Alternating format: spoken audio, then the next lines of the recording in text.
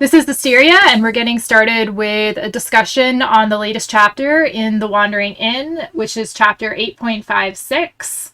And this is from Ryoka's perspective for the most part. And we're going to go ahead and start out with the first section. So this chapter is kind of situated into 3, maybe 4 sections. The first section is from the perspective actually from the worm that is living in one of Tiandria's kingdoms. And so we're getting kind of a perspective about the way he goes through his day before he kind of has to hunt down Ryoka and find her because she's decided to take a field trip outside of the main kingdom. So we're going to start out talking about that section, guys. Any questions that occur for topics or the material that occurs after Ryoka we switch to Ryoka's perspective when she's traveling to visit her little demon friend. Save that for later. We're just focusing on this first section right now.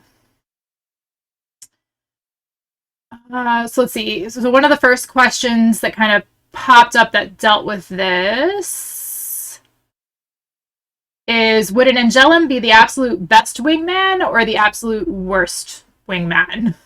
Or woman, I suppose. What are your thoughts? Yeah, you're up.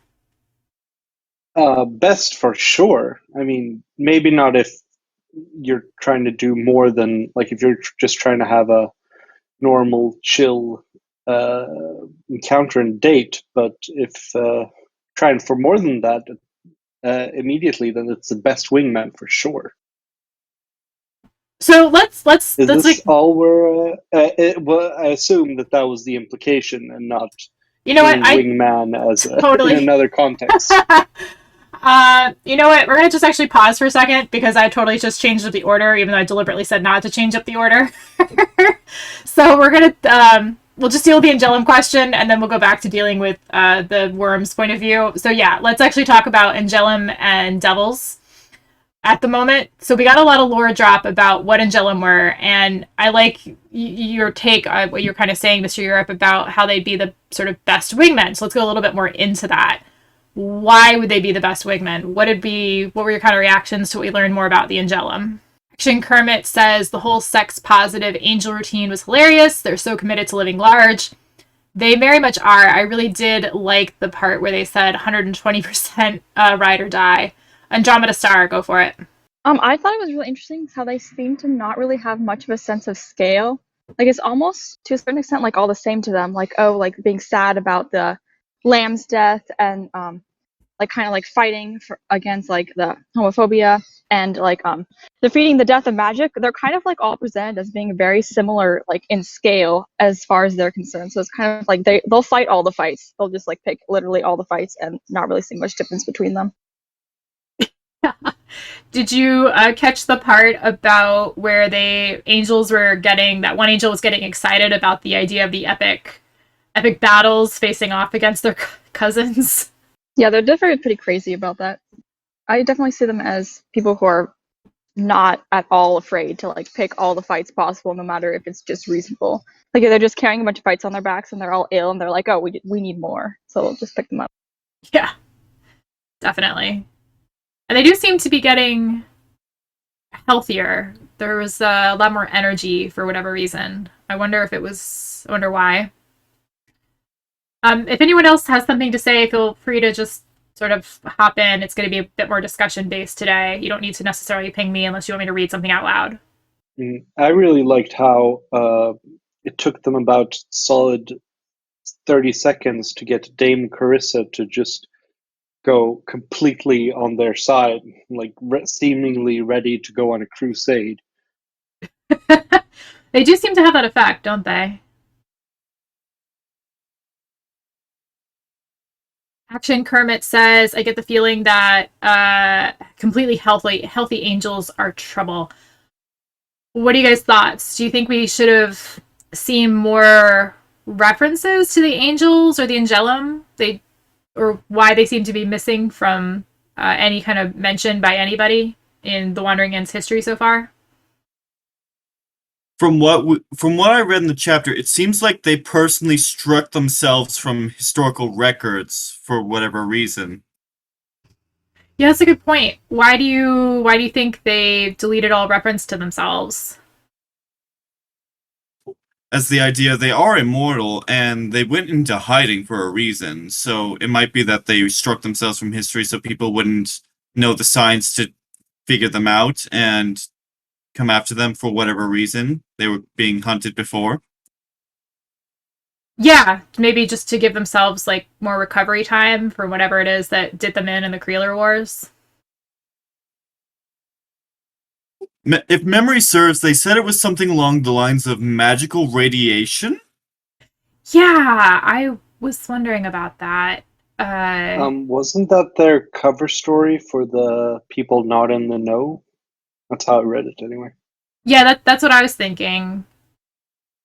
I was thinking more along the lines of they've been slowly dying since the death of the gods almost, if they've been around that long, just dying without prayers and belief.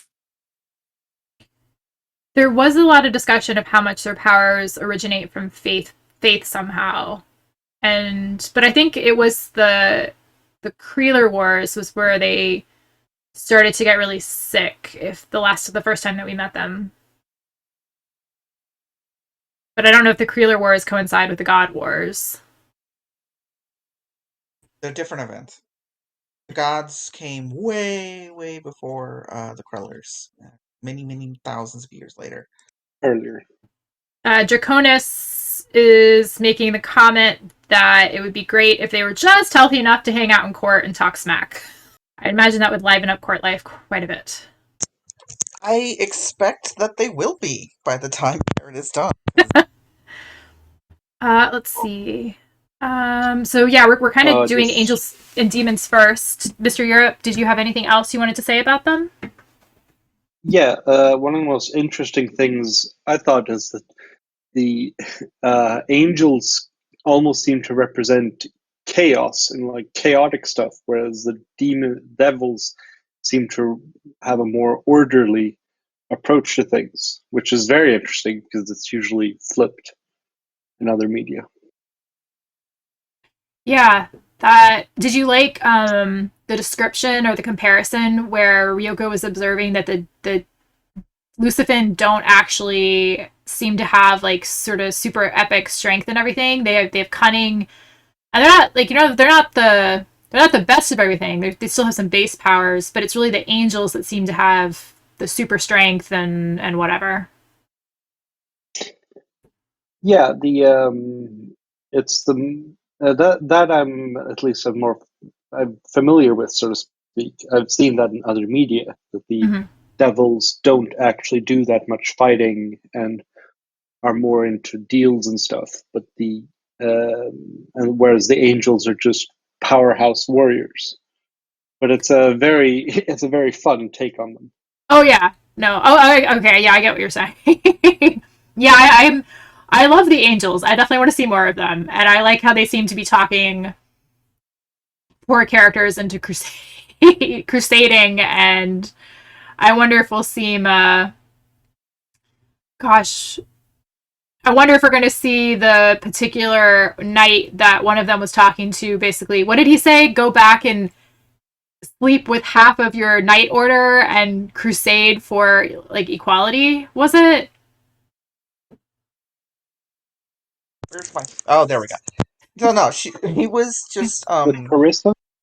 Yeah. Teresa. Teresa or seriously, the name, by the way, did this was something. Okay, I should stop. I finally got my mic working for a second. Asteria, did we move past first impressions? Are we on questions?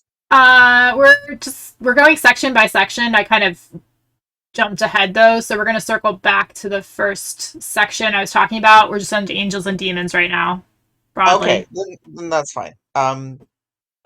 Okay. So the conversation they were having, it was mostly him trying to encourage her to have a wild time, and it wasn't so much. It was like he was talking about the fact that there was there was a bingo list essentially. Ugh, I hate. I'm trying to censor myself, but fuck it. There was a fuck list, a fuck list where you know how you have like you The bang general, a bunch. yeah. Yeah, you bang a bunch of people, and he was saying, "Go do that. Go do something crazy like that, and then go avenge the great knight that passed away recently, that was killed by the Sylvania Sylvania, sorry, just Death of magic. encouraging her to go on a crusade, and that seems to be the purpose of the Angelum, or angels at least. They focus on, this seems mean to say, but driving people to their passions, and just like overdriving on those passions. I don't know exactly how they feed off of that, but that's what they do. I'm excited to see more of them. I definitely was leery a little bit first of them being introduced, but I think they're like my new favorite perspective that I want to see more from. I could take it or leave it, honestly. I was impressed. Okay, what was the very first part of the chapter? I'm sorry. We're going to circle back to that. So, does anyone else have anything to say about angels, demons, lore drop, love, hate, anything about them? I would personally be very interested to see an Angelum react to Aaron's glory fire. Oh, that would be, yes, that would be satisfying on so many levels. I can imagine the Angelum just drinking her glory booze and just going catatonic for a while. Yeah, there's a lot of characters now that I want them to meet. Aaron in particular. Maybe they would give her motivation. That would be great. I don't think she needs motivation. She just needs. Okay, that's a different conversation. Different conversation. Okay. Different conversation. So we're done with angels and demons. Let's actually go back to what I was originally trying to get us started on, which is the first section of the chapter, which is Risvari wakes up and yes, has a day, and then the queen accosts him over right. her encounter with Ryoka and the knights. Yes. So we got some clarification about Ryoka's bonding time with the knights. Um, So the hang on. question, hold on. Okay. So okay. So for this section, there weren't necessarily any specific questions that kind of were relevant to this, but one thing that I was actually interested in was how did everybody feel about the conversation between the queen and the worm duke? Not necessarily focused about whether or not the orgy happened, but just how that information was presented. I feel like I know where Lionette got her attitude from. Okay, Oshi, I'll 1 second, but do you want to clarify that real quickly? What you mean? She acted very childish when the Duke refused to immediately bow to her every whim, even if it was ridiculous, and just became a stomping mad child when he said no. Do you What think does that's that like have? a do you think that's a Tiandria thing, or do you think that's just a noble thing? Because the Queen and Lynette aren't related per se. I think it might be, yeah, I think it might be a Tarandrian conditioning kind of thing, just nobility acting high and mighty and then pitching a fit if they don't get their way. Gotcha. Oshi, you're up. Oh, I want to talk about what Phoenix Archer just said for a second Okay. before. Okay. Uh, First off, that wasn't what I saw at all. This was okay. I got a lot of part of this. Okay, so this leads off to my whole thing about the section. So I should just start from the beginning. So Dragon has told me to say this. Nah, I was right. I'm sorry. He Well, insisted. So okay. moving on from that point. So this section was, I think, I have no idea. I have to say this. It was Pirate speaking to a bunch of people who were pushing against them. At least that was the impression I got. And when I was speaking to others about their thing, they brought up the idea that this was like some subtle pirate reflecting back on the fact that they were unhappy with some of the reactions to thing. And I was thinking, like, what's subtle about it? I mean, it's a direct response to people asking what the hell happened and reacting with in a hyperbolic way. And I thought it was a pretty measured response. They explained the situation, set out the scene, gave color to Risvari, and established what Risvari was doing. the queen aspect of it was I didn't see it as a angry noble. It was more like uh this is this is from somebody, maybe I'm completely off base, but it felt like internalized homophobia. So it's Wait, like from the queen or from? from the Okay. queen. So when the queen comes up to her, it felt a little like, okay, maybe she's reacting a bit much, even for the for the situation. It felt like maybe she was reflecting some of her own repressed needs or thoughts or something like that onto Okay, it I'm because gonna interject right there. So Vasir is also sort of saying that it sounded like the queen was uncomfortable due to maybe she was bi and probably, wanted. yeah. Is that like what you're? Do you agree with? Like, Yes, I, yeah. I'm getting to it. I'm just Okay. trying to ease into it because I don't want to be too rude. I'm trying to be Just careful here. So, okay.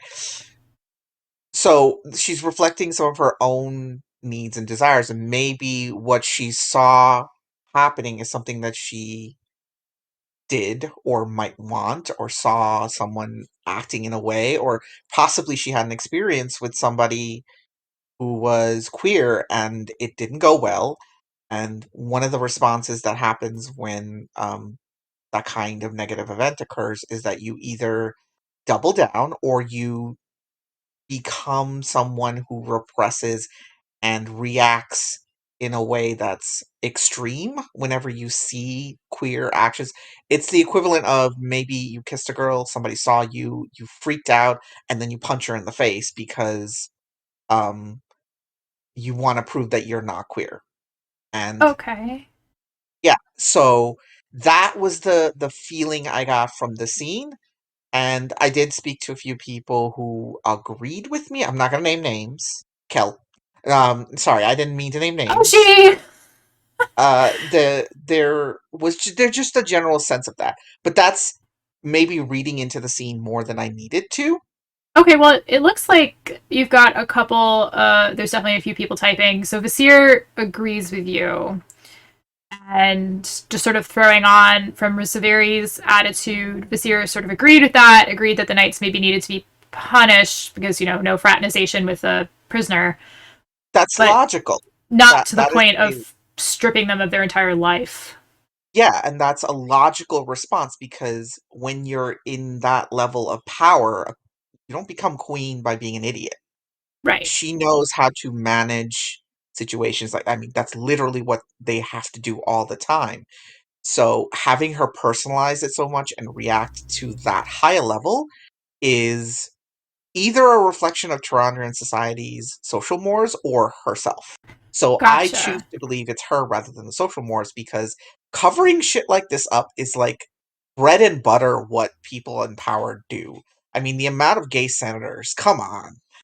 It's interesting because like I hadn't thought of that at all when I was reading it through, but when you pointed out, like I can start to sort of see that perspective. So that's yeah, I can actually like I see evidence. So I think it Can I say was something? yeah Andromeda. Who's speaking? No, yes. Yash. Okay. So Mr. Europe, I know you had impressions. Let Yash go, and then Mr. Europe. Okay. It relates to this particular bit. I, if I remember correctly, she said something about the privacy of the room, like what they do in the room to them, but what they do on the public stage, especially to them. Yes, Your hold yeah, on. it's Your mic really is cutting in and out. Yash, is there any way you can get a little Oh bit no. closer? There you go. There. Perfect. Okay. Yeah, cool. So there was something she said about, knowing whatever you want in your rooms and then being more presentable, or it was more of a public thing. I think she was annoyed that it was a public thing because even if the nobility and whoever might be on board with this, I don't think the general public is. Um, ah, okay, that's a good point. Yeah.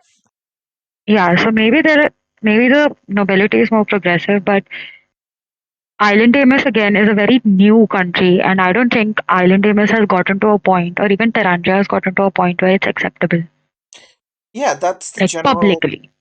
that's the general consensus that we got from the angels when they talked about it, was that it's not acceptable in social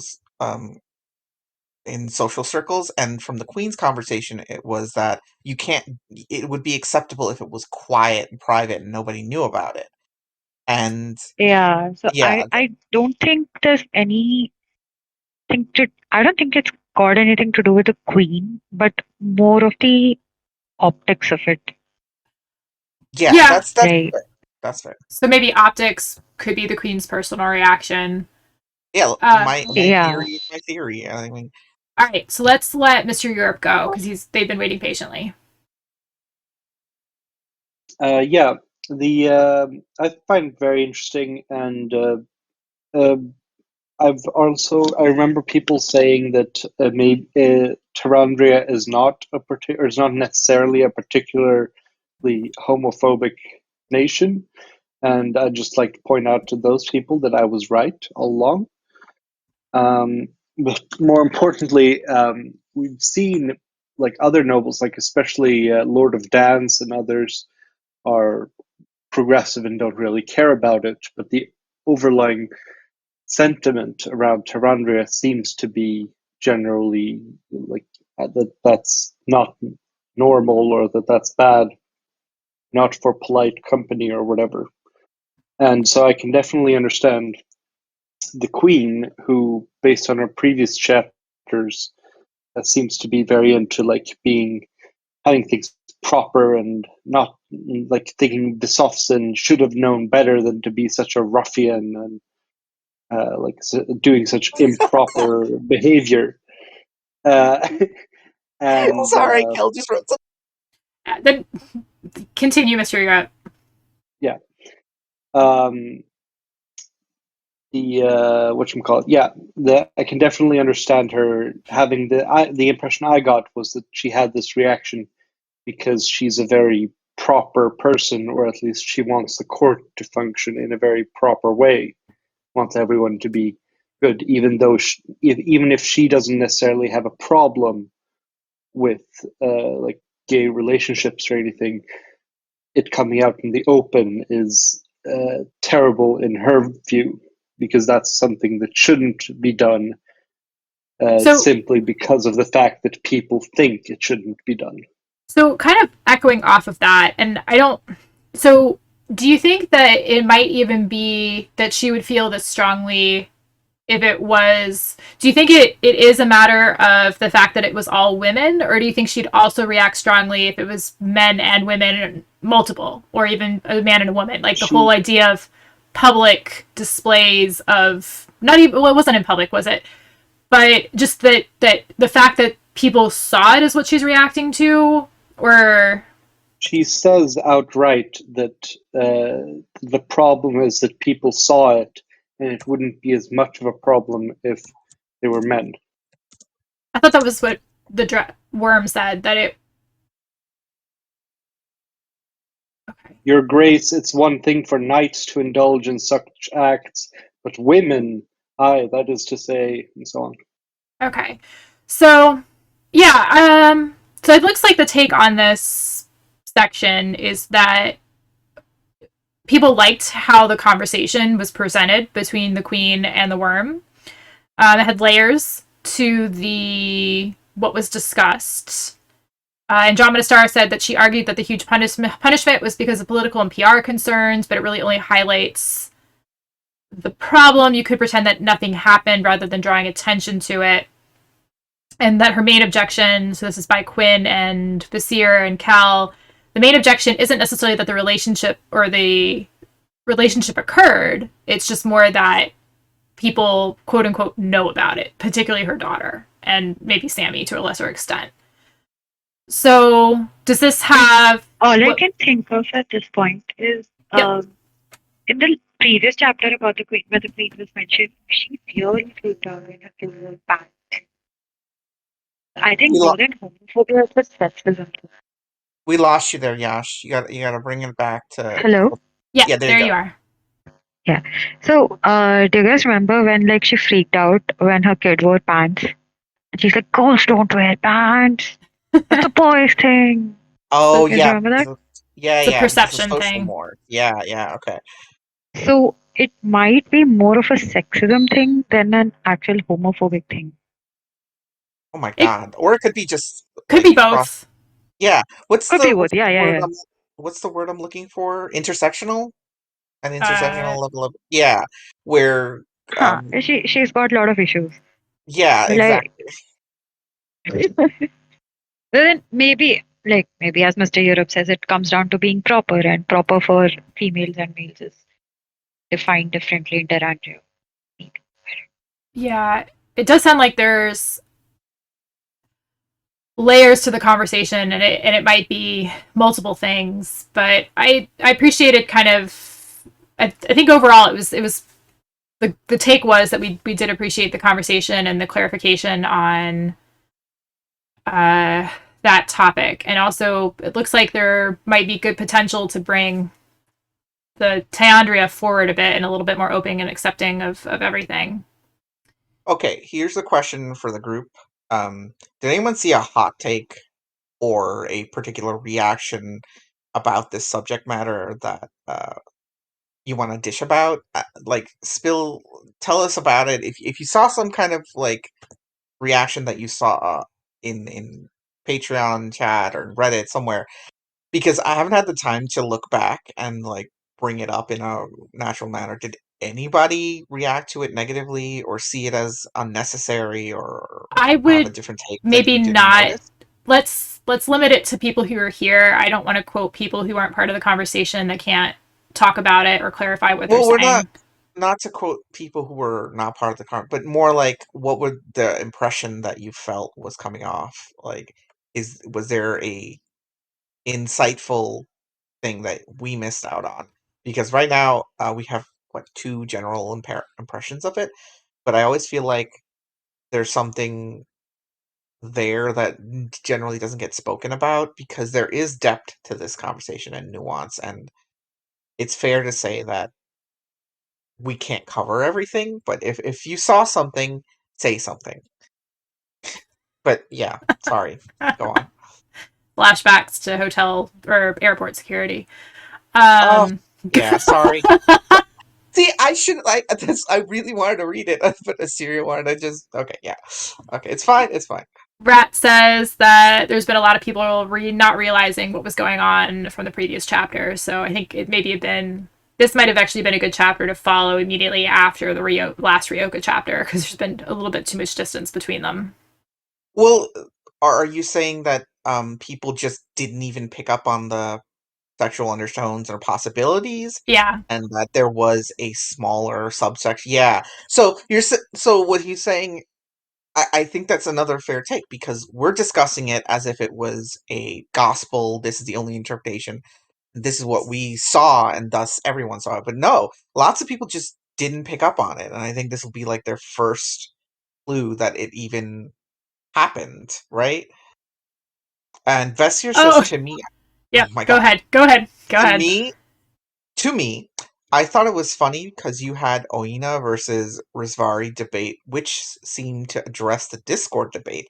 And then later on, Pirate just adds the Agilum gossiping and says, "You haven't even seen debauchery yet." Okay. And Yeah, this brings me to the next point. So I think we've had the takes on this discussion. So let's move into the next section, which is Ryoka, right?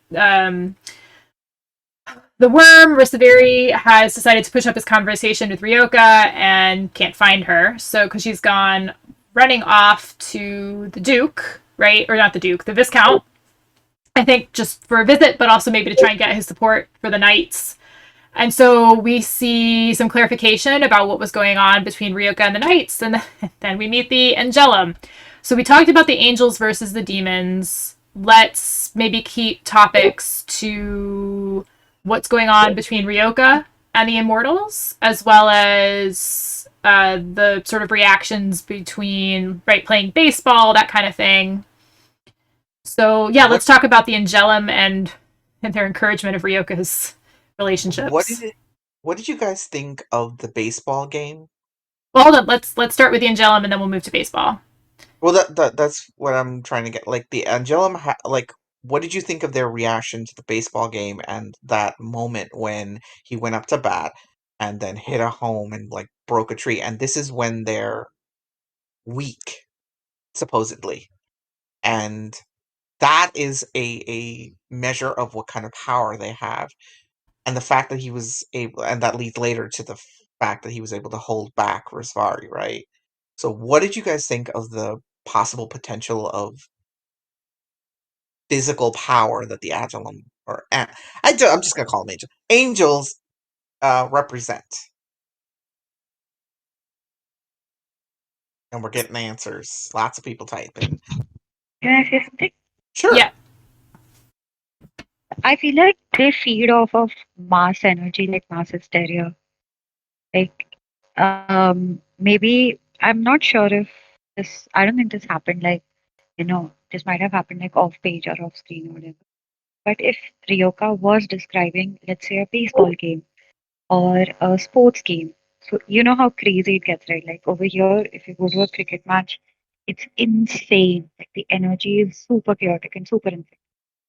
And I think that is the sort of energy that the angels feed off of. And I think this particular game, when Pirate was describing it, she wrote that everybody is, sitting, they're engaged, they're really, how do you say, hyped up about the game.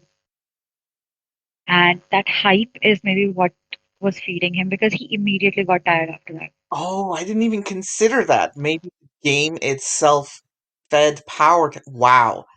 That's actually kind of freaky. Oh, I mean, I was already freaked out by the three eyes thing, but yeah, that's true too. Like maybe they draw power from uh if they draw power from passion, people are passionate about the game, and he was able to pull from that and ooh, that's scary.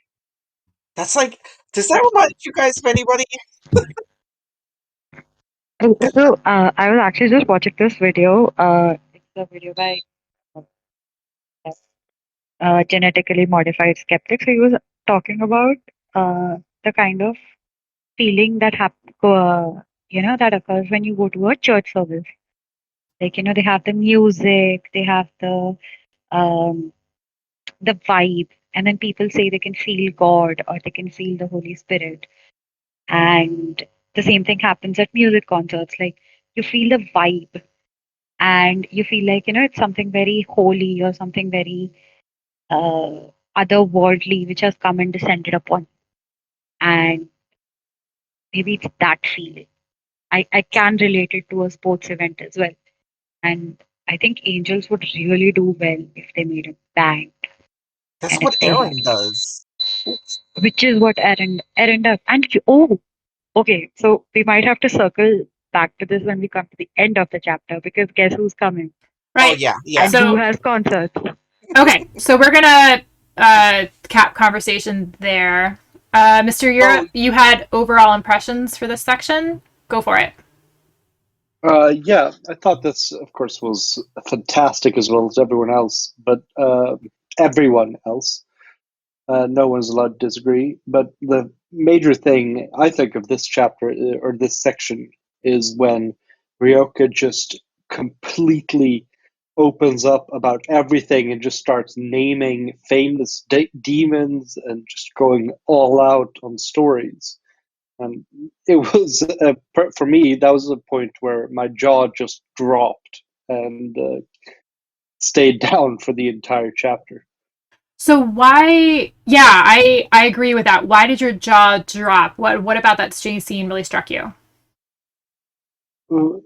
Personally, it was just her going up, meeting all of these little angels and devils, and Ryoka, the most secretive one, really, the one who always says like, "Oh, we have to keep everything secret and try to like pretend we're not here," just decides after a lot of thinking that that tactic is not going to be the best thing here, and just goes all out in the other direction. It Doesn't really, except for mentioning the gods, of course. it really does echo her growth, right? How much growth we've seen from her, that she's learning from her past mistakes. That was really what struck me about that scene. I totally agree with you. Let's see. Courier, to add on to the earlier conversation about Lucifin and Angelum, Courier really likes the difference between how they act. Lucifin seems to sort of meter out their strength, not wanting to waste a drop, while the Angelum are all about working to your fullest potential and damn the consequences.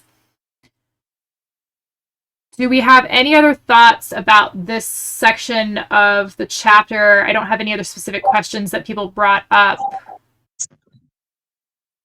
So, in attendance to what Mr. Europe is saying, I think Ryoka has always been, you know, there was, she's always been a little different about information sharing with mortals. But with Teria, she gave him the food. Yes, you're cutting out again. Mike.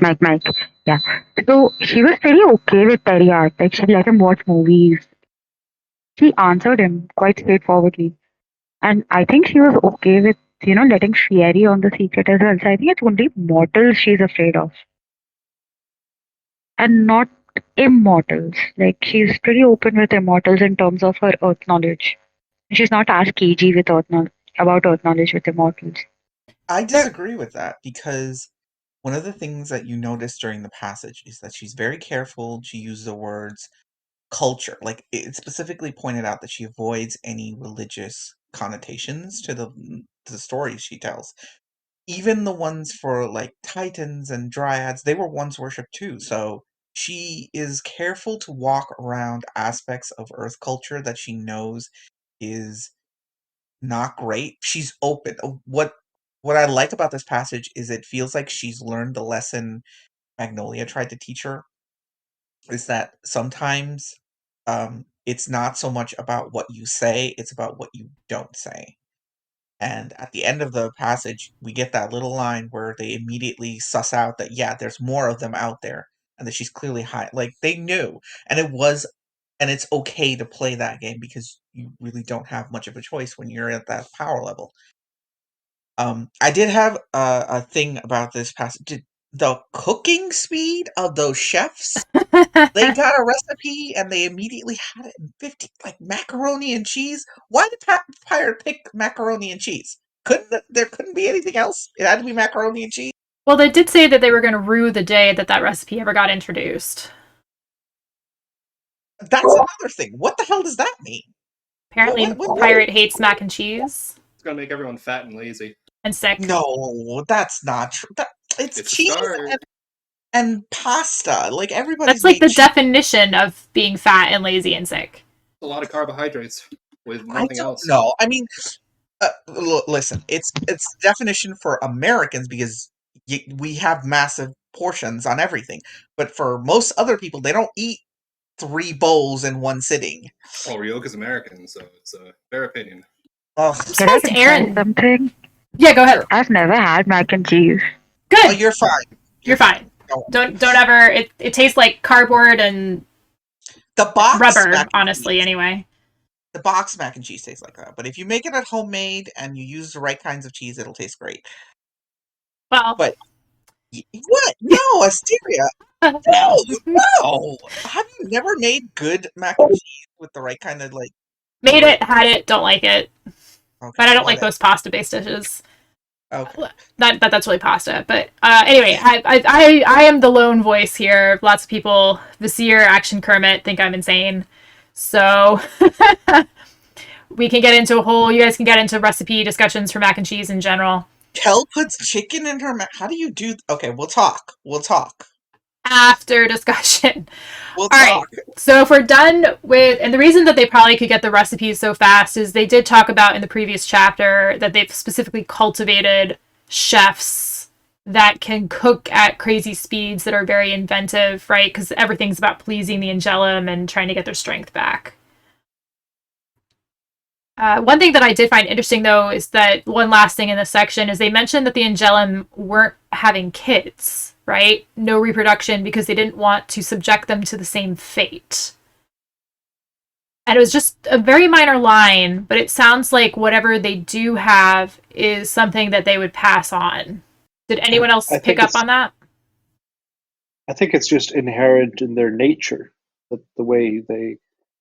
I mean, I'm personally, I think it's because of the faith in the gods and like has to do with that. But even if it doesn't, it seems to be something inherent in like how they gather power or how they like live. It doesn't seem to be something that just like a wound that afflicts them. It's the nature of Agellum that is the problem. Everyone keeps pushing for this faith-based thing, and my opinion has always been that whatever conflict they came up with the last Goblin King they fought, the Goblin King did what Goblin Kings do and cursed them in some way and altered their essential nature, and whatever they have, it can be passed on, so they don't have Oh, faith. were Lucifin and Angellum then? They weren't the Creeler Wars. That was the Goblin King with them. But That that was brought the them Goblin down. King. Okay, I'm gonna have to go back and Kurlak. fix the discussion from earlier. Okay. Yeah, it was That's Kurlak fine. who was in conflict with them. They were present for the Krell Wars, but they weren't involved because the damage from Kurlak kind of Oh, lingered. well, Pat, you want to read out Pat's post? And yeah, Paradaba posted, and I'm being reminded by Pat, Agilum were not injured and lying around for 400 years from fighting the Goblin King. There's another reason. So whatever it is, that's what people are basing the faith stuff on. I keep saying Pirate does the thing where they sort of like twist it just a little bit. Just because they said it's another reason doesn't mean it's faith based. That's all I'm saying. You're making a We're faith, also not basing religion. One at a time. okay, we're also basing it on the fact that a couple months after the gods regained power, the angels said, "We've been regaining power for a couple months." I think I'm on both side on this argument because this is assuming a particular religion's god, right? Like, at least alluding to it. Because if you see Garuda, Garuda is also a god, but it's a species here. If you see the Nagas, they are also gods, but they're a species here.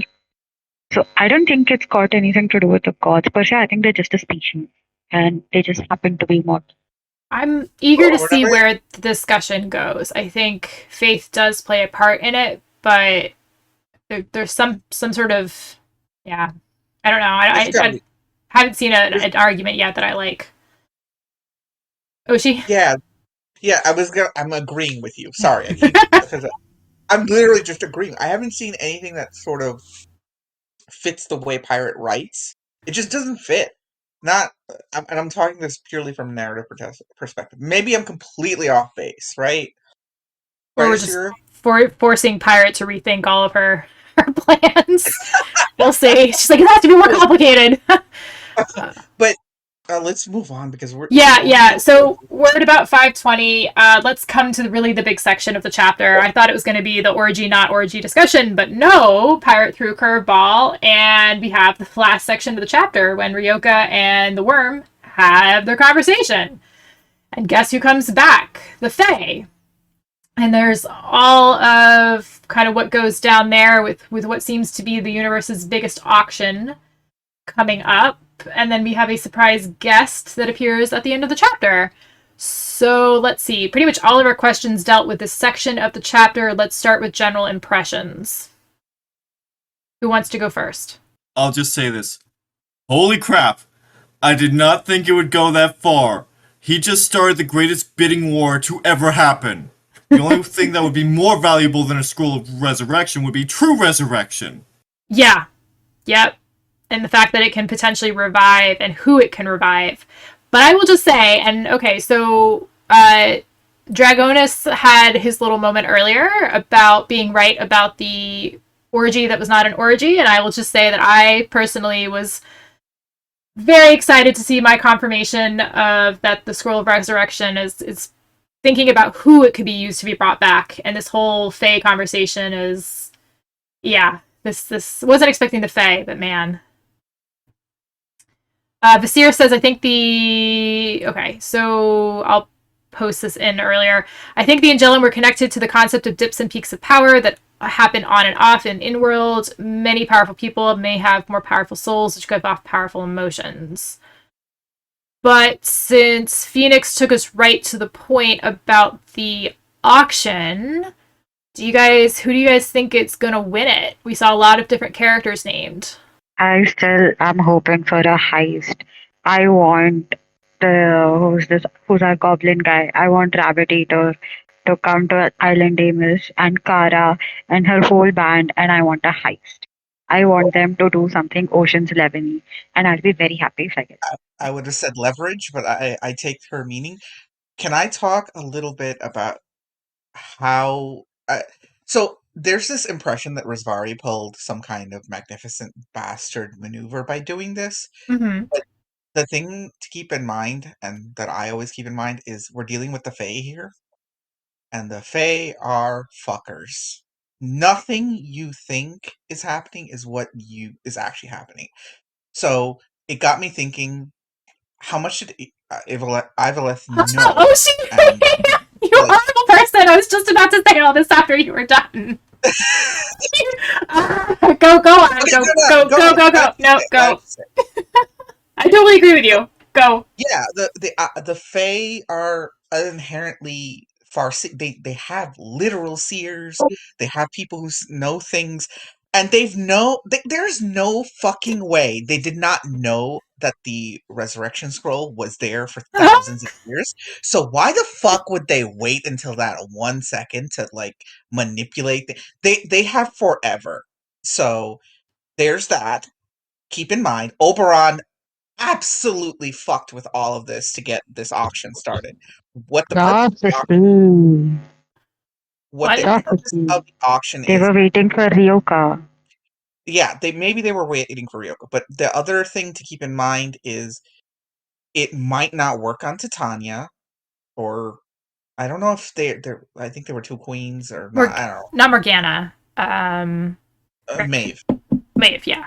Yes, Maeve. So Titania. Mauve, So Maeve. it's Maeve. But the idea behind the scroll working for them, I mean, it could, but there's one scroll, and I have problems with it. There's a lot of like unknowns as far as what the scroll can accomplish. So calm down for anybody who's speculating that that's what Oberon wants. He wants the scroll for his wife or one of his wives. Can you imagine having to pick between the two people who you like? Wait, hold on. There's the Winter King and the Summer King. And the Winter No, Queen there's and the one Summer king. Queen. There's always, for the Fae, there's always one king and two queens. Oberon and his two loving wives. Maeve for winter and Titania for summer. That and he goes between the courts. That's the original legend of how the Fae. Well, the Fae essentially work. He's the High King. They're the queens. Okay, so and go ahead. And he would have to take the scroll and use it on one of them. Meaning he would have to choose one of his wives over another. This is the person who literally, by tails, literally went between two courts because he loved them both so much. And in the winter he loved Titania, and in the summer he loved. I mean, whatever.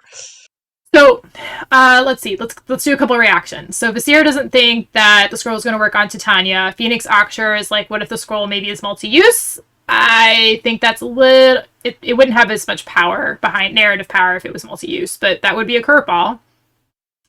And Visir is thinking, why not just use it on the person who originally made the scroll to get more scrolls? That is thinking outside the box. I like it. That is certainly, yeah. But to echo off what you were saying, Oshi, real quickly. So I was thinking along your lines, but what I was more thinking along the lines of was between Ryoka and Evileth's relationship. I totally agree that what we finally see is, right, we've been told time and time again, the Fae play games. They play games at multiple levels that you can't even see coming. And I would agree that this whole thing was orchestrated way back, and we've seen hints about it again and again and again, right? We had the mention with the healing potions about how magic in this world has obeyed certain rules, and it doesn't really obey rules that like the Fae could make, but they can make use of those items that obey certain rules in world. And in world breaks the essential rules that the Fae have to follow. Right. And more things are possible for them than it is for the Fae. And so the thing that I was really intrigued by was Eveleth and Ryoka, right? Supposedly have this true friendship. I would agree that they are friends. I don't think Eveleth was expecting that, but I think this whole thing was orchestrated in a big way by Eveleth. That scroll was out of bounds, couldn't do anything with it. There's no way Eveleth didn't know what it was when she went to go get it for Ryoka to take to Eren. I think she knew it was going to fail. I think she was orchestrating Ryoka being put in a situation where the scroll could then be put into play to be done something with by the Fae. And I wonder if that brings into question the quote unquote sort of relationship between Ryoka and Eveleth. It does. That's the second part of it. Because there was a moment where Evelith looked sadly onto Ryoka, and the general impression is going to be it's because she's sad that the scroll won't be used on Eren. That wasn't my interpretation. My interpretation was either Evelith knew that this is the likely, like, this is what would happen in the end, or she didn't know, but she accepted that even if she didn't know, this is the path she's going to take, and she's sad that this is how it came out. And she will treasure the real friendship they had, even though things work out like this.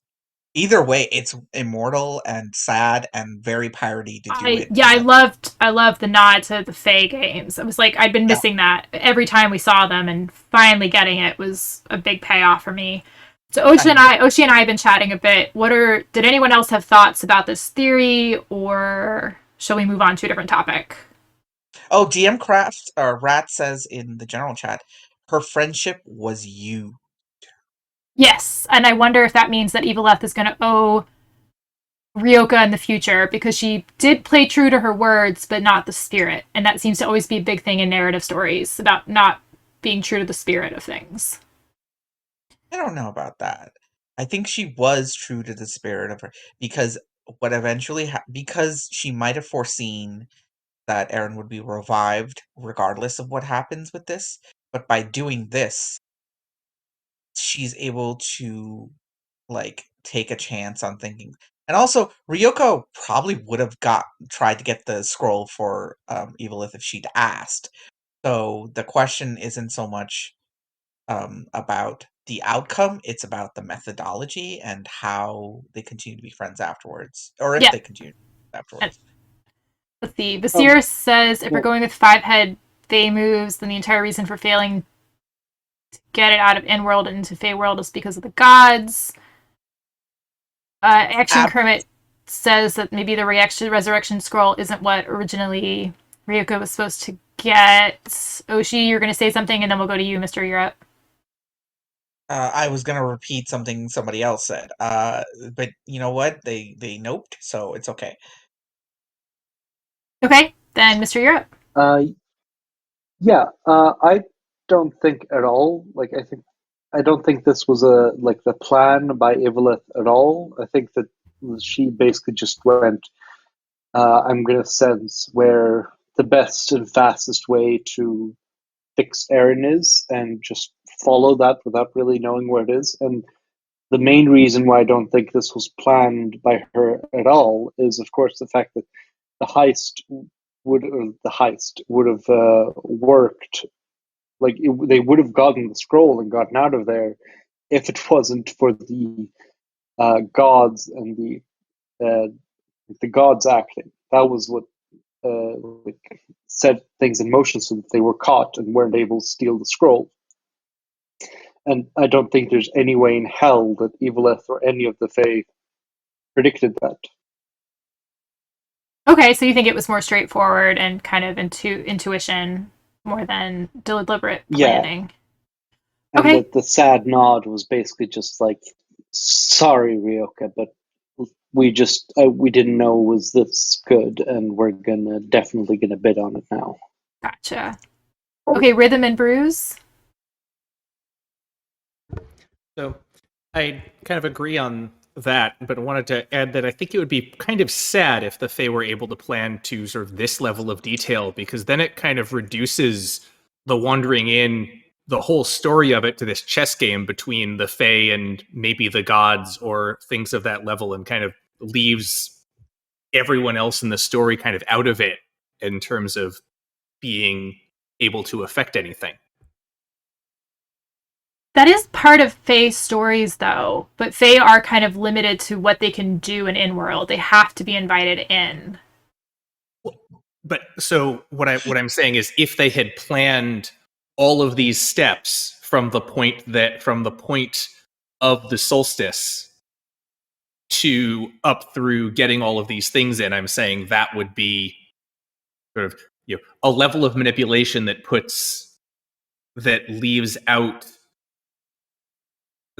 somewhat powerless most of the rest of the population. Like, once the Fae get involved at all, then they're able to predict and manipulate things such that their plan is the only one that matters. But I would argue that that's what the Fae are. That's what the Fae represent. And then the cunning about the Fae is that they're characters who are somehow able to disrupt their plans. And it will be interesting in the future to see how that plays out. I agree with you that it does kind of make a lot of characters redundant, but I would also say that that's actually very in line with like the myths and stories of the Fae. It's in line with some of the myths and stories of the Fae, but it makes the Wandering In kind of a crappy epic. Well, if that's the case, is what I'm saying. I think there's a lot of potential there. Okay, well, I'm excited to see. It reduces, like, if there's what I'm saying is, for my personal feeling, if the Fae are that many levels ahead of being able to predict what everyone else can do, then it reduces the story to be much less interesting world for me. Okay, fair. I think there's a lot of potential there, though, that the story could... Like, I respect your opinion. I'm actually excited by that idea, because I think the gods represent a similar challenge. And I'm eager to see, like, how maybe the Fae are the allies that we perceive them to be, and what's going to step up to maybe we actually end up siding with the gods, because the gods are against the Fae. So I think it creates a new narrative. Predicted this, because then they could have seen the Earthers coming to involve. They would have seen, they would have seen the interference of the gods, and a lot of unspeakable, random things. Right, like the Earthers thing is a big, point in this. The Fae did not know that the Earthers are in this world. So there is that. Right. We'll have to see kind of what happens. Let's go to... I actually, just a quick thing on this. Sorry. Well, hold on. Okay, quick, go. Sorry. Yeah, I'd just like to add that I think this kind of, like, if this was true, I think it undermines the entire Ryoka Evelith, like, friendship, that she just immediately saw an opportunity to use Ryoka's grief and drive to save her friend, and immediately decided to exploit that for the Fae. And I just think that ruins their entire relationship, personally. Like, she's a villain if that's the case. Yep. Yeah, that would definitely be a side effect. And I agree with you, and the ramifications of that are going to be big fallout. Let's see. Oshi, Kel agreed with Rhythm and Bruise from earlier. Let's go to Oshi, and then we'll read some reactions. So, the emotional impact, you guys were talking about how the Fae might turn into villains or something like that. You have to keep in mind, if they had a prophecy, they didn't know. Nobody knows all these people. They just had a prophecy could be a set of, like, possible events that will occur, and the Fae could have planned around it, but they didn't know how it was going to happen, and they just let events occur and then take the advantage of what they know. That's how the Fae usually work. They just see things more clearly than we do, and they take advantage of it.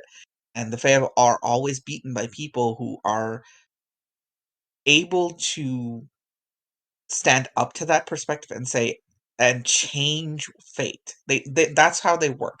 They make it so the stories of Camelot, all those the people who beat the Fae, it's usually because they go against fate. They choose not to play that game, and then they win. So the Fae can more than easily be beaten. That's why the gods are such a terrible thing. They both play on the same level. But that's not what I wanted to talk about. I wanted to talk about Rizvari, the Isekai Worm protagonist, But because let's wrap up reactions to this, and then we'll move to that. Sound good? okay, yeah, sure, So you want to read out the opinions? sure. DM Craft Rat says, I don't think Evo knew this was the outcome, only that something like this could happen. Damn the consequences, I'll at least try, which I agree with wholeheartedly. Mr. Europe says, I'm saying that if Evilith and the Fae planned this as a big plot from the solstice, that's what makes them villains. I don't think it fits at all with the characterization in this story. This is why I think they didn't plan this at all. And Kel says, we'll laugh if Oberon gets the scroll and burns it. Yeah, pretty much. That sounds like a hilarious thing. All right, so let's move to your let's move on to this So, new the topic. other aspect of this entire passage is Rizvari dumping on us the origins of worms, how they procreate, how he grew up, and the reason I said isekai worm protagonist is because there are so many Royal Road and isekai stories that are essentially this. Somebody gets reincarnated, eats their brothers, hides underground for 1,000 years, becomes a powerful dude, starts a country and starts trying to take over the world, because that's the way protagonists happen. And even the way he talks about it and the way Pirate structured it, dude sounds like an incel who's all like, yeah. Pirate even had a whole thing where they represented him in the first part of the chapter as a couch potato who does mild exercise and drinks a lot. Blue Juice says, "Why rums?" Shakes fist at fantasy pronunciation. Fuck off. I'm gonna have to edit Why? that out. I disagree with you, but we'll get to that. The seer says, "Poor praying mantis worms." To echo off of this, there was a question that brought up that kind of mixes, because there was a lot of comparison back and forth between worms and dragons when Riceveri was going into his whole "oh woe is me" speech. So part of that is, do we think that dragons are actually less in power compared to the worms, or do we think that just that was a sort of misdirect, and maybe when Eldiven actually remembers that he's a dragon, we're going to see more of an epic showdown? So thoughts on reaction to what Oshi was sort of talking about with Riceveri's characterization, as well as maybe the dragon versus worm playoff. Rhythm and Bruise, well, thank you for volunteering. Go for it. So I thought I had some thoughts. You know, Riceveri has all these things about him talking about himself, and you know, part of the woe is me, and part of talking about how dragons aren't really better than us, and we kind of express things differently, but we're kind of the same. Like the main thought I had right here is that you can always tell who the villain is because they're the person that says, you know, we're not so different, we're on the same level. And Riceveri did that. It felt like one of those self-justification things of it's fine for me to be this bad. Dragons are also this terrible. They try to pretend they're better, but they're not. I'm honest about my jackassery. Yeah. And I find that's a really common thing for bad guys to do. And Riceveri played right into that. That was my thought on his thing. I'll actually go ahead and interject my take then. So you were sort of, I don't know if he's going for major villain, though he definitely seems to be that by the end of the chapter. I don't even know if he was going into incel territory. I just thought he was presented as one of those like old school fantasy protagonists that's gone through the whole, right? Ryoka even made a comment about it, and I thought this was just Pirate's nod to that kind of old school fantasy hero who has suffered through the ages and is now kind of at the peak end of his whole revenge quest or whatever it was. Because he ticks all the boxes, right? People killing his parents, fighting against so-called what he perceives as evil siblings, becoming the best of the best without any support, you know, lone wolf kind of style. Woe is me. I am so sad that I had to kill everybody to become king of the world. But that's the old school stereotypical fantasy hero. I mean, That's it. That's what I'm saying. Like, so it's you're saying such. that's That's incel? what. Yeah, that's what we're saying was incel-y behavior. It was that, and Kel also said something when she was reacting to the stuff that I was reading. I'll read it off. The whole "a grievous insult has been done to me, and I am due my due, and my temper tantrums, and also the only girl I've ever talked to was my mom" goes full speed into 4chan incel territory. And we're being reductive when we're saying this, but that's what we're talking about. When you think about how fantasy has progressed as a more open medium that reflects more than just one POV. The old school adventuring books slash epic fantasy was like Conan stuff, where the villain was always some nerd who has some perceived quote, I'm saying quote unquote nerd, who has some perceived grievance against the world or against society for some event that occurred to him, and he comes out of his dark cave and tries to take over the world by being a shadowy, pulling things from the background thing. Basir says calling as Karash a nerd. Screw you, dude. All right. If you guys have comments, stick them in general. That's not a reaction per se, or at least flesh it out a bit more. Yeah, but that's what I'm trying to get at is that this clearly positions him in that kind of category, and that category is an interesting reflection of how Pirate is seeing the kingdom of Elendamis itself. You know how there are isekai stories, there are world stories, there are lots of stories that are being written about kingdom builders and how to efficiently build a kingdom. Well, here is your efficiently built kingdom by somebody who thinks just like you want them to. Lots and lots of hordes of armies, unstoppable immortals, allied to one dude. It's all there. Every piece that you would expect is there. Wouldn't say that that's necessarily incel No, territory, though. but the incel aspect, we're not serious about it. It's like a joke. Oh, okay. Fair Yeah, enough. it's not a serious comparison. It's a joke.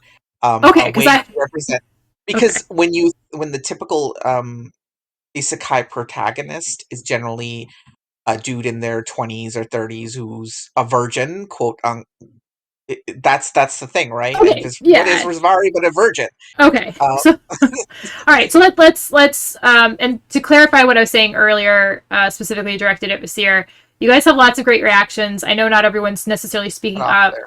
but if you're make sure you're using reactions and comments to write things down that you want us to read aloud.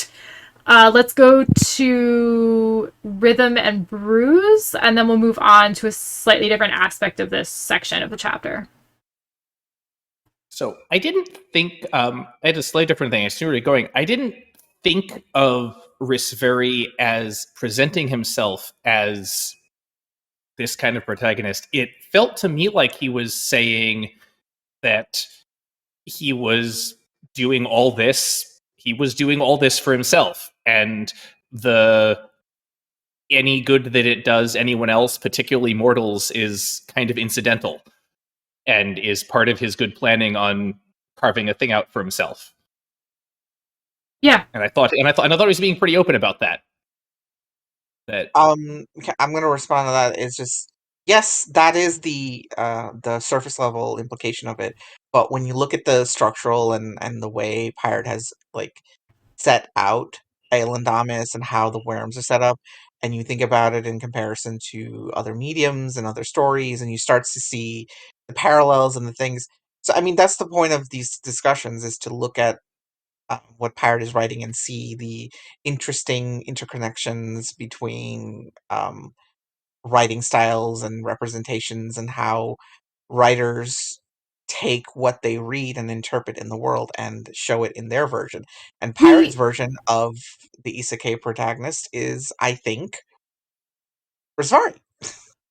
I Well, yeah, I mean, we do, right? We are comparing to things that we've read and things that we think Pirate is reading, or maybe that Pirate has confirmed that they've read. But I can see where Rhythm is coming from. We might be reading too much into this, and it might just be this is Zaviri's characterization, and it's not necessarily a nod to old school fantasy characters or incel behavior or isekai protagonists. But it's interesting that we can see. I think what's masterfully done about Risaviri's presentation is that we are all reading in so many different things to how he is acting, and that shows a lot of depth and different aspects of his character. Can I add something to this? Yep. Last So thoughts, and then we're moving. Yeah. So I haven't actually read any other isekai. Like I read Overlord, but I don't think that counts. So this is like for this is a perspective of someone who doesn't have any context in this matter. It just sounded like he was drunk and he was ranting. Like I Oh don't yeah. think there was a deeper meaning to this because this is what I do when I'm upset. Like this is exactly what I do on Discord. Like No, I do if too, I have Ash. problems to do it. No, you totally. Now that you say it, I totally agree with you. I mean, that's the wonderful thing about the scene itself, and why I Yash, you're beeping. But actually, I agree with you. I agree with you. I that's a good point. He might just be drunk and ranting, and he's going to really regret the whole auction thing when he sobers up. That's the Um, wonderful thing about the scene, though. It plays on so many different levels. I think this is the best thing Pirate has written in a while. Don't hate me, Pirate. Yeah, because these are thoughts that he really can't express to anyone else, not his immortal friends, because then they'll say like, "Oh my God, you have feelings. You're not really the great guy. You portray yourself to be whatever." And because that's the image he's created, and these are like deep thoughts, and he needs to be really, really drunk. And we already know that to prepare for this meeting, he had a shit ton of alcohol, or whatever is the alcohol equivalent. And and it's quite possible he has been a drunkard this whole time. And yep. he created all of Island Amos in a hangover. I wouldn't Like, necessarily go that I'm far, but trying that not would be to laugh hilarious. really loud. That would be hilarious, Ash, and I like your theory. Blue Juice responds back that it could just be that he got really drunk because he was nervous, so maybe this is a rare occasion for him. There definitely is that possibility. And it might just sort of also show another aspect of his character that he doesn't handle confrontation or feelings very well. But let's move on to the last bit of this chapter. yeah, I think he mentioned this. I think he mentioned it that I drink, okay, what is your problem? Like, I think he said something to that. Yes, he did. All right. You guys can debate drunk worms in general. Let's move on to the last bit of this chapter, which is how Ryoka and everybody is handling kind of the different news that's going on. We've got another check-in with Queen Onia's character and her reaction to Ryoka's sort of being hit with all of this. We've got our wonderful guest appearance, who I have yet to mention. I'll let you guys do that. What are your thoughts on how this chapter ended? Okay, so while people are typing and figuring out what to say about Nobody cars, typing in reaction. they will. Asteria, learn to lie. You gotta lie. You gotta back me up. Where's the support? There's nobody. God, It's silent. God damn it. Anyway, so Kara is revealed as having come to Aelindamus, despite the fact that we've read before that Kara does not want to go to Aelindamus and that she has deliberately placed herself as opposed in a public sphere, at least disapproving in a public sphere. I like And how yet you just she's mentioned here. her name seriously. I'm totally interrupting you, but like now chat's going insane and you're just casually mentioning her name. Do you want to do a bit more of an excited reveal, Oshi? Fuck that. Surely Kara's you're here. That's excited leaving. enough. Screw that. So Kara's here, people. No, call Oshi. Singular Oshi. Andrea has arrived. All right. Let's restart this. Okay. Fine. All right. Here's the question: when the big reveal happened of a character who we've been desperate to see, how did you react? What was the first thing that you did? Oh, I was not excited at all. Okay. I'm sorry. Was I supposed to be? Same, Where same, the bro. hell Same, was same. he? It's been I think 20 it's a months. South Asian thing. So Where Ocean. were you? People have been dying. There was a fade thing. Where were you? Miss I was pop queen. Good. You showed up late to the party. Fuck you. Fine. Well, Phoenix Archer was very excited, and Rat was having a very excited, shaking eye roll reaction. Europe, Vasir, initial reactions to Kara popping up. At this point, I was like catatonic from all the crazy stuff that had already happened, so I didn't have that much, like as much of a reaction as I feel I should have. Okay. Vasir's reaction was sort of in line with what the fuck it seems to be going against Kara's. I guess I was the only one super excited. I have been desperate for Kara to see her involved for a while, so I was hyped. But let's go back to Oshi. What? All right. So Okay, so before I continue in my rant, Blue Juice says, "Did anyone, and I mean anyone, think Rabbit Eater and Ryoko would be the Tarandrian POV and would meet Kara before Eren? Hell, fucking no. I thought Rabbit Eater we'd Like get no. at least. I mean, I did not think that was a possibility at all. I didn't think Rabbit Eater would ever get to Tarandria. I didn't think any of this would happen the way it has. I think what Blue Juice is saying is more that when we voted on what chapter this was gonna be, Reveal. did we think that when it was Tiandria that we'd get Rabbit Eater and Ryoka instead of Kara and the woe is me worm? I'm sorry. What? Where? What? Blue Juice said, did anyone, and I mean anyone, think Rabbit Eater and Ryoka would be the Tiandrian POV? Remember how Pirate put up in spoiler chat what continent she was going to write the story about? And when people voted for Tiandria, did you think that it would be from Rabbit Eater's perspective or what we got? No, I was answering the question, and I was saying no. Okay. I didn't think this would ever happen, or that Kara would, or that anyone would meet Kara before Eren did. I honestly thought because of the plays that Kara would end up in Israel and then somehow get to the inn, because that seemed more likely than what has occurred. So kudos to Pirate for doing such a good job surprising us. And on the other hand, the fuck you, Pirate. You strung her along. You keep talking about this no Electus bullshit. What is going on? What has happened? Tell us already. Okay. Fair enough. Okay, rant over. That's it. All right. Anyone else? I mean, personally, I was I actually was very thankful that Kara arrived because Ryoka seemed to be spiraling a bit, but now that her main focus was practically out of reach, I was just begging for her to, like, you can always just go back and say, so do you have anything other that might help a bit with a resurrection, even if you don't have the resurrection scroll itself? Because as readers, we of course know we've been following the all the people trying to revive Eren, and we know that we're relatively, I'd say, close to having an actual working thing that can fix her, as long as the soul can get to the body, probably. But the for Ryoka, of course, doesn't know that.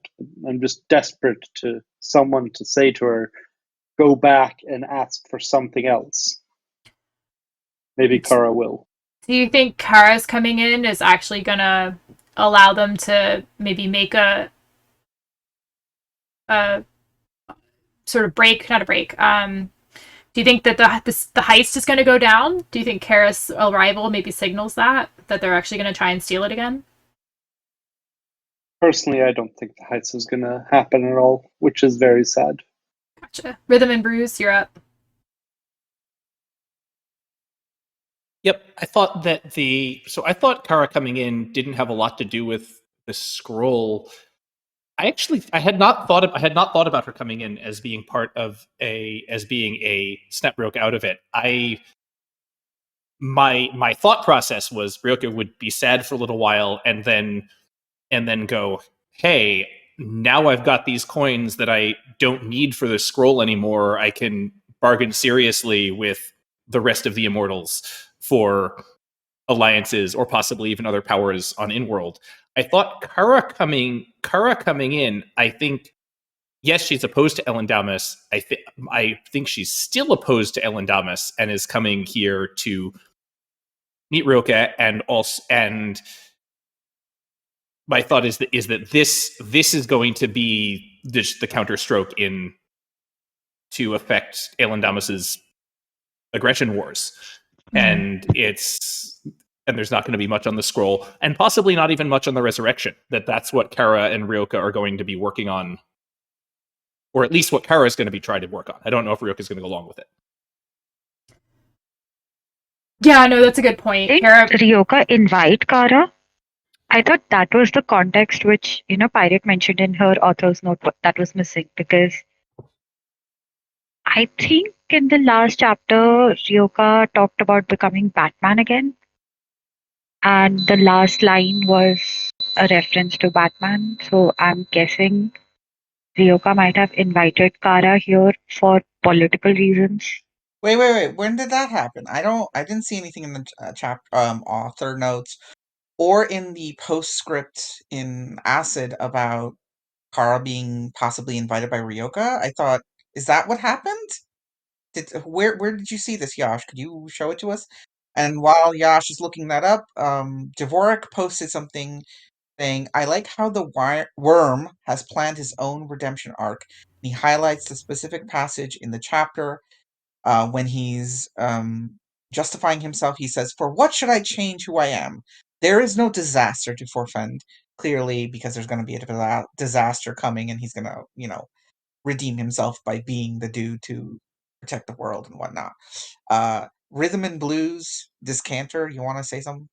I believe they said I tapped them and skipped Dvorak's quote. So earlier. Oh, okay. Did they? Okay, so that's fine.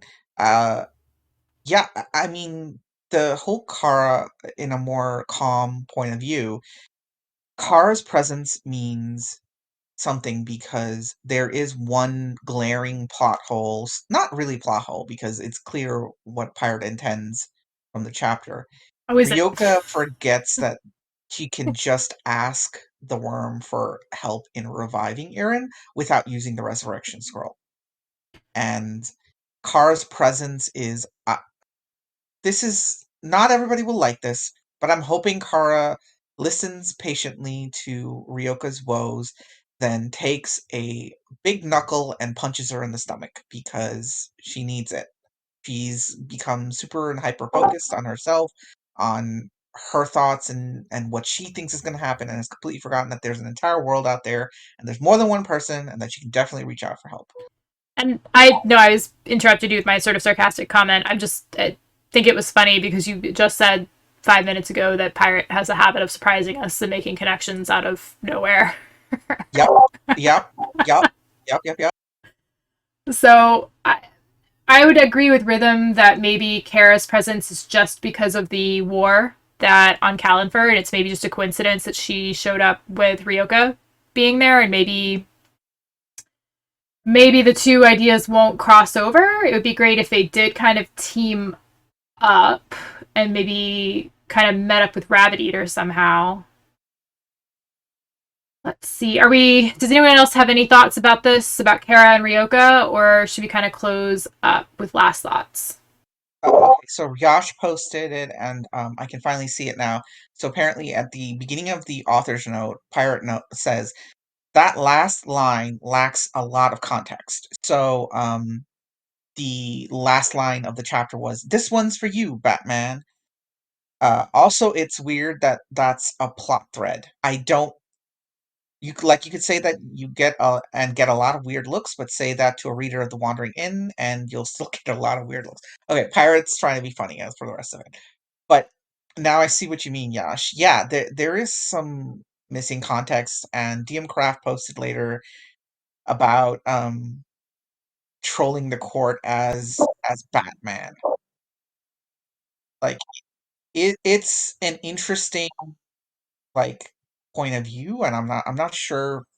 I didn't think about this, so I have very little idea of how to articulate this. Well, does somebody else have a thought? Yeah, Blue Juice has something to ask though. Is it too late in the talk Well, to ask? let's get to Blue Juice at the end. Let's Okay, finish out all with right. that. Mr. Europe, you had something to say about Yeah, this I just topic? posted this quote from when Ryoka did her run to deliver the antidote to the Veltris. That's where like I thought it's just Kara signaling to Ryoka that, or like the cheese that's signaling to us that she's here for Ryoka in part or entirely. That it's just to so that, like I didn't. I mean, it may be just because I'm addicted to this goddamn story, but to me it wasn't like a long callback or something because I always know her Ryoka as Batman. Right. And the quotes Mr. Europe referencing are from the chapters dealing with Wistrom, where Elena was speaking to asshole Black Mage, and later on when Elena was Oshi, tell us your what? real feelings about Black Mage. You mean Dickwad Black Mage? I'm I have to sorry. do so much editing. The fuckwad Black Mage was talking to her, and confirmed Batman as being Ryoka, the Windrunner, and then later Elena says out loud that she should get a message, or at least thinks that she should get a message to the singer of Tarandria confirming the identity for her of Ryoka. Now, there was some discussion in the Discord pertaining to whether or not, how in the world in news leaked that Ryoka was within the Tarandrian court, considering how loyal they are and how they're careful they are with news and information and all that stuff. But um, I, I'm not sure if that's a proper critique, because no matter how, I mean, what is the quote from Yes Prime Minister? The ship of state is the only one that leaks from the top. You And know they are at that the top. nobody is going to know that reference. Oh shit. I know Okay. that reference. I'm old. Leave me alone.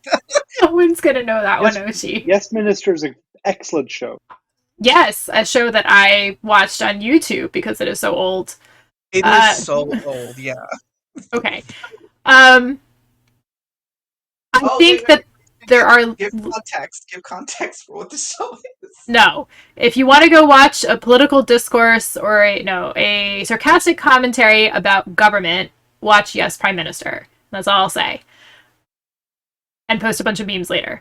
Anyway, so I think the context or the relationship between Kara and Ryoka, actually, you guys are pulling out all these like really great quotes. Man, you guys have this memorized. I do think that there maybe is more to the Kara Ryoka relationship than I initially thought, and this is actually Yash. Thank you for bringing this up.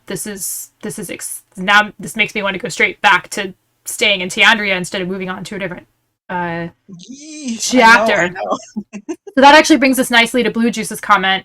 And Blue Juice, it's not too late to talk about this. So Blue Juice is asking, do you think the ending teases a direct continuation for the next chapter?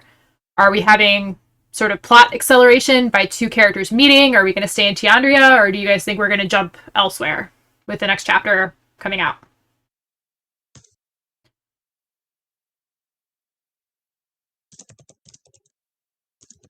Silence. Oh shit. Should I say something to fill the time? Oh, Okay, sorry. I can say something. Just Go ahead. if you want. No, don't I talk. feel like almost every chapter ends with people saying, "Oh, I wish we could just have a continuation for this chapter." The next chapter rolls around, and we want a continuation for that chapter instead. And it's just every chapter is good, and we keep jumping around and just wanting more of that until the next shiny thing it gets dangled. I agree. I wish we'd stayed with Asteria. No. I don't want Chandrar. I'm done with Chandrar. I do not like Chandrar. I am sorry. It is hot. In my head, it is very, very ugly. And I feel uncomfortable reading about it. I just feel hot reading about Chandrar. I'm sorry. I'm so sorry. But I agree. I wanted to stay with Asteria. Hang on. It gets even funnier because Yash, aren't you on the subcontinent? Exactly. God. All right, Rhythm and Bruise. Yeah, go for it. So most of what I have to say is never predict unless they've actually told us what pirate's going to write next. It's a fool's errand and will only bring you madness. Well, No, no, but we can Pirate still already told complain. us what they're gonna write next. At least us, because the Maybe poll us. chapter, You? no, the poll chapters, the topics are We all the don't chapters. go by the poll topics all the time. They have On though. never. When we did the poll discussion thing, and when we looked through it, Pirate has almost every single poll thing that they posted in the last year. There's been a chapter of, Crusader Ants? including Crusader Ants. No, They they had combined that. They did have an entire section of a scene. an entire with- section, a paragraph. Look, Hold on. There was several My point here was not what's Pirate eventually going to write. I'm saying what's Pirate going to write next chapter. That's the fool's errand. Yeah, Like That's what they're true. going to write eventually. I agree mostly. I think there's been a couple. I think there's been a few interesting ones that I wanted weren't polls, but I agree that those other things are going to get written sometime in the next month. But the point was, what is the next thing that's going to come off the keyboard? My guess is probably Chandrar, honestly. Yes, just for Yash. Yes. Yeah. Vasir would be nice if he finally got to draft, Aiyo. but I doubt it. If Pirate like listens to this and then decides to like write a post on Chandra, I am going on strike. sorry. I just want that the famous character of legend, the firefighter that never was. Okay, I think we've officially moved on to it's time to end the All discussion. right. No, then I'm gonna end it with this. We finally, and speaking of wishes, we finally did anyone else that we finally got clarification on what people call in-world? In-world? There was no name. I didn't see a name. Did you see a name? There was clarification about it. What was the name? Did you hear a name? No. The whole point was that there isn't a name, Oshi. There is a name. There is a name. They said there's a name. They repeated the word name 4 times. There is a name. Pirate just not telling it. Read the quote. I would disagree with that. There's a name depending on the species, but not all species have names. That's fine, but there is a name for this world. But not a name that everybody uses. Fine. And not everybody uses. I don't call it Earth the same thing in Bengali that I do in fucking English. It's not the same thing. But okay. I go with being my science fiction reader. I just call Earth Terra. Yes, be very Western centric, Latin-esque. Sure. My whole point is that there isn't a name. That's what I'm saying. Is yes, people have different languages and refer to the planet in different ways, but there is a name for the planet. My big thing is we finally got confirmation that there isn't necessarily a name. Some people have simple names, but there is no just the name, right? Other than maybe firmament. Firmament? Is that what you're trying to say, Craft? Is that firmament is Earth, quote unquote? Craft says yes. Anyway, this is my big happiness. I've been asking about this for a while, and I was finally happy to see some clarification. Even though Oshi disagrees with me. Yeah, I can disagree about a lot of things. All right, and that's a wrap. So please join us next time, and we look forward to seeing you here on TWI Talks after chapter discussions.